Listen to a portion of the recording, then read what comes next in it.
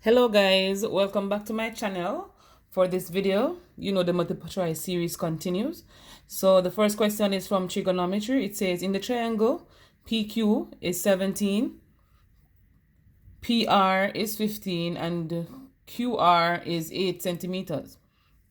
What is the value of tan theta?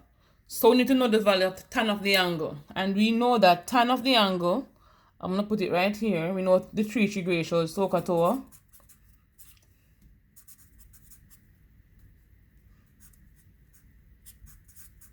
And tan means opposite over the adjacent. So the opposite, so we have the angle here, we have to go ahead and label the size. So opposite, adjacent, and the hypotenuse. Alright, so tan theta is equal to the opposite side, 15, the adjacent side, 8. So 15 over 8 centimeters represent the tan of the angle. And so it's A. Very simple, right? Let's continue. So what is the value of sine theta divided by cos theta? This is interesting, guys. So sine theta, what we can do for is to basically write them down. So sine theta is opposite over hypotenuse. So OH. So that's 15 over 17. Cos theta, adjacent over hypotenuse, adjacent 8 over 17. Alright, so we know that when they're dividing right here, guys, it basically mean sine theta divided by cos theta. Alright, and once we're dividing terms, we're going to be changing the sign to multiplication. We're going to find the reciprocal of whatever is over here.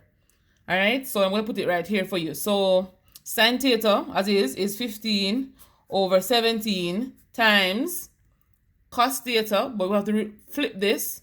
And so since cos theta is 8 over 17, when you flip this, you will get 17 over 8. Alright? Remember? Change the sign and flip. So keep, change, flip. That's the rule we always tell the students. So from here, we can simplify by multiplication. And here we can cancel 17 and 17. Why do I have 18 here? There should be 8, guys. My bad. 17 and 17 cancel. So the answer we are left with is 15 over 8. And I hope you see how I get that and you understand it. Next, they're asking us, evaluate sine theta plus cos theta. Alright, so sine theta, we found it here to be 15 over 17. So I'm going to put it at the side here. So it's going to be 15 over 17. Alright, plus cos theta. And cos theta here is 8 over 17. Okay, guys? So since we're adding here and we're adding fractions with the same denominator, what we need to do here is to keep the denominator, which is going to be 17. So we know that this one is basically out. 17, and we're going to be adding the numerator. So 15 plus 8 is 23. And so the solution is 17 over 23. All right, guys, if you need some more questions like these, let me know so I can go ahead and source them for you. And if you understand it, leave me a comment in the comment section below and I'll respond to you accordingly. All right, so this question in the diagram above, not drawn to scale, represents an isosceles triangle. What is the length of AC? All right, guys, so we have an isosceles triangle here. So we know we can't use the half base times height thing. We don't know the base of that. So what we're going to do is go to one of the rule, either the sine rule or the cosine rule. Alright?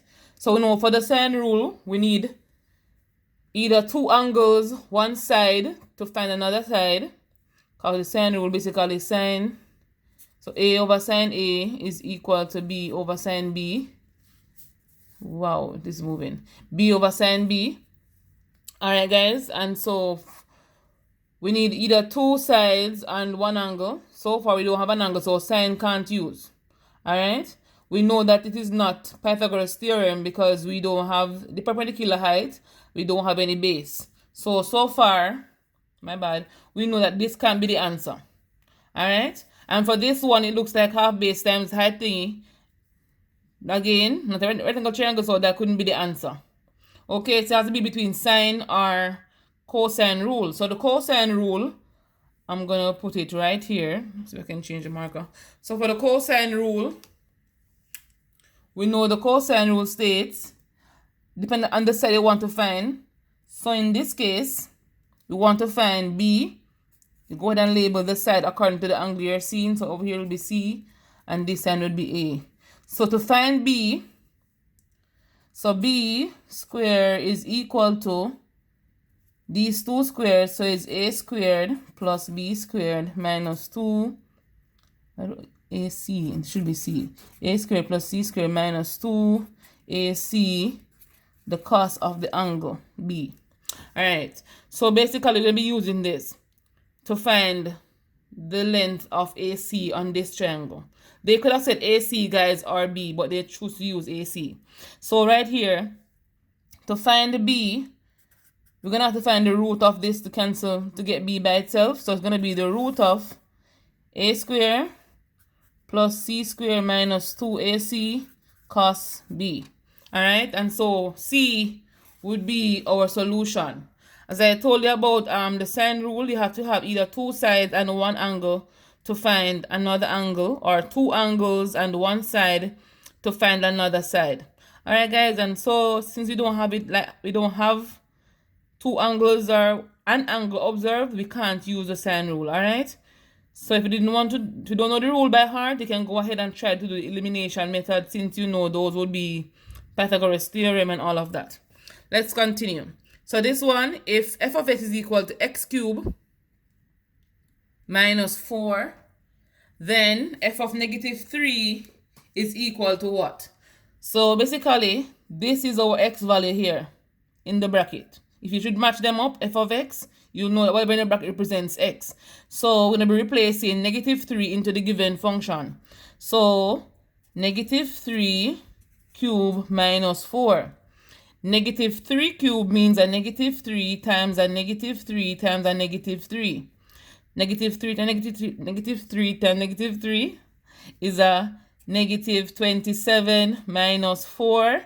If you simplify these two, you'll get a negative 31 for your answer, and that's how we get it. Alright guys, so thank you very much for watching. Remember to like, share, comment, and subscribe to my channel. And guys, please tell a friend about me. You don't have to be a lover of math to join me in this community. Alright guys, and I'll see you on the next one.